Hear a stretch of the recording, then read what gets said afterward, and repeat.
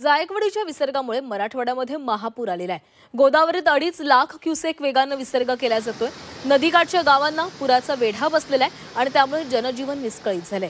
पैठणच्या बाजारपेठेमध्ये देखील पुराचं पाणी शिरल्याचं दिसतंय। अनेक दुकानांमध्ये पाणी शिरल्यानं मोठं नुकसान झालंय। जायकवाडी धरणातून सध्या 2.5 लाख क्युसेक वेगाने विसर्ग सुरू आहे। मध्यरात्री हेच प्रमाण 3 लाख क्युसेक इतकं होतं। त्यामुळे गोदावरी काठच्या गावांना पुराचा वेढा पडलेला होता।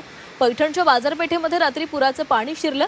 व्यापाऱ्यांनी रात्रीच आपली दुकानं रिकामी करून घेतली, मात्र पहाटे विसर्ग कमी करण्यात आला, त्यामुळे गावात शिरलेलं पाणी आता कमी व्हायला सुरुवात झालेली आहे।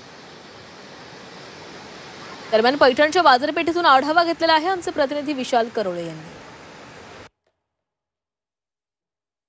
पैठणच्या छत्रपती शिवाजी चौकात मी यावेळेस आहे आणि मी तुम्हाला दाखवतोय गोदावरी नदीचं पुराचं पाणी आता या चौकापर्यंत पोहोचलंय। या चौकामध्ये पैठणचं पूर्ण मार्केट एरिया आहे आणि या मार्केटमध्ये पूर्णतः पाणी शिरल्याचं दृश्य आपल्याला दिसतंय। रात्रीतनं पैठण शहरात पाणी आलेलं होतं, कारण जायकवाडी धरणाचा जो विसर्ग आहे जो 3 लाख क्युसेक पर्यंत करण्यात आलेला होता, त्यामुळे हळूहळू वसाहतींमध्ये पाणी शिरायला सुरुवात झालेली होती। जवळपास 3000 पेक्षा जास्त लोकांना जे नदीकाठावर राहतात अशा सर्व लोकांना प्रशासनानं आधी स्थलांतरित केलं होतं आणि बऱ्याच ठिकाणी व्यापाऱ्यांनी त्यांच्या दुकानातनं माल सुद्धा बाहेर काढला होता। त्यामुळं फारसं नुकसान या ठिकाणी झालं नाही, मात्र आपण बघतोय दृश्याच्या माध्यमातून की दुकानांचं अर्धी दुकानं ही पाण्यात बुडालेली आहे।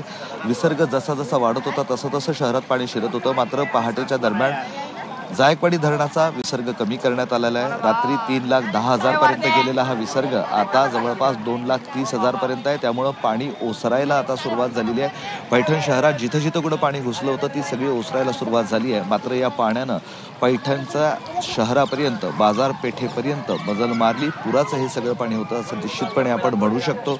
त्यामुळं नागरिकांनी काळजी घेण्याचं आवाहन प्रशासनाकडनं करण्यात आलेलं आहे। सध्या जरी विसर्ग कमी करण्यात आला असला तरी हा विसर्ग वाढण्याची शक्यता आहे, कारण नाशिक भागातनं पुराचं पाणी अजून जायकवाडीच्या कॅचमेंट एरियापर्यंत पोहोचायचं आहे। ते पोहोचल्यावर पुन्हा एकदा विसर्गात वाढ होऊ शकते आणि पूर परिस्थिती निर्माण होऊ शकते। तुर्तास 2.25 लाख इतका धरणातनं पाण्याचा विसर्ग आहे, तोही मोठा आहे। एक महत्त्वाची गोष्ट इथं अधोरेखित करावं लागेल, जेव्हापासून जायकवाडी धरणाची निर्मिती झाली तेव्हापासून पहिल्यांदाच या धरणाचा विसर्ग हा 3 लाख क्युसेक इतका करण्यात आला होता। म्हणजे 2006 मध्ये ज्यावेळेस पूर आला होता त्याही वेळेस फक्त 2,56,000 इतका विसर्ग होता, जो मध्यरात्री 3 लाख करण्यात आलेला होता। सुदैवानं पूर आला, मात्र कुठलीही जीवितहानी झाली नाही। दुकानं पण रिकामं केले होते, त्यामुळे फारशी मालमत्ता हानीही झाली नाही आणि हळूहळू जसं आता हे पाणी ओसरेल तसं तसं नक्की किती नुकसान झालंय याची प्रचिती येईल, मात्र तुर्तास पूर परिस्थिती नियंत्रणात आहे इतकंच आपण म्हणू शकतो। व्हिडिओ जर्नलिस्ट मोहम्मद तौफिकसह मी विशाल करोळे, झी मीडिया, पैठण।